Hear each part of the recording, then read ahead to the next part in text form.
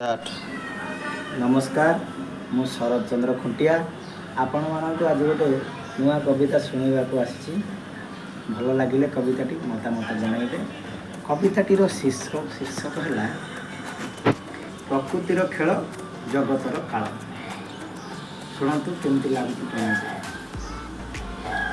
प्रकृति विरोधी कार्यरत आज मानव जन समाज। प्रकृति विरोध कार्यरत आज मानव जन समाज नष्ट करुअछि स्रष्टांकर सृष्टि कहिबाकु लागे लाज।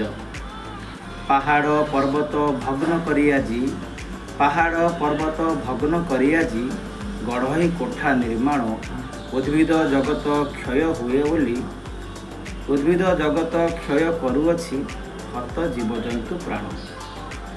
मारिबाकु सीए पालन करुछि मारिबाकु सीए पालन करुछि व्यवसाय बोली कुहे मारिबाकु सीए पालन करुछि व्यवसाय बोली कुहे अत्याचार करी जीवजंतु मारी भोजन रे ताकु खाए।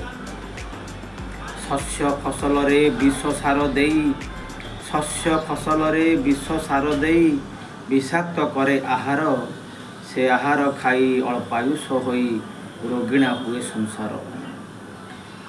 कल कारखाना जानवाहन वायु हुए प्रदूषण कल कारखाना जानवाहन वायु प्रदूषण हुए से विषाक्त वायु क्षय करे आयु श्वासक्रिया रुद्ध हुए।